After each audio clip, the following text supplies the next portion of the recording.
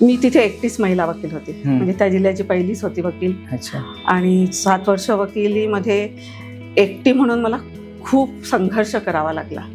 छोट्या छोट्या गोष्टींसाठी संघर्ष करावा लागला. तुम्हाला विश्वासही बसणार नाही की तिथे महिलांसाठी टॉयलेटही नव्हतं. अरे बापरे. म्हणजे महिला कुठे उच्च पदस्थ असू शकतात किंवा काही शिकलेल्या असू शकतात असा विश्वासच नाही. म्हणजे त्यामुळे मला खूप संघर्ष करावा लागला.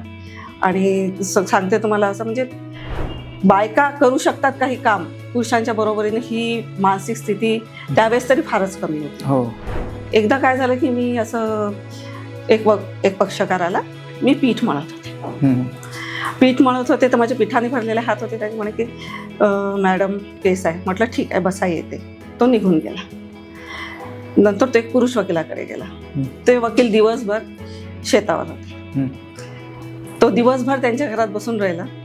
संध्याकाळ दुसऱ्या दिवशी त्याची भेट झाली त्यांची वकिलांची. त्याच्यातर्फे केस दाखल झाली. प्रॉब्लेम असा झाला त्याचा की त्याचा 1 दिवसात त्याचा शेतीवरचा ताबा गेला जबरदस्ती, आणि त्याला रिस्टोरेशन ऑफ पोझिशनसाठी दावा करावा लागला. पण त्याला हे विश्वास नाही की पीठ मळणारी बाई आहे, ती घरचे काम करते तर ती वकिली करू शकते.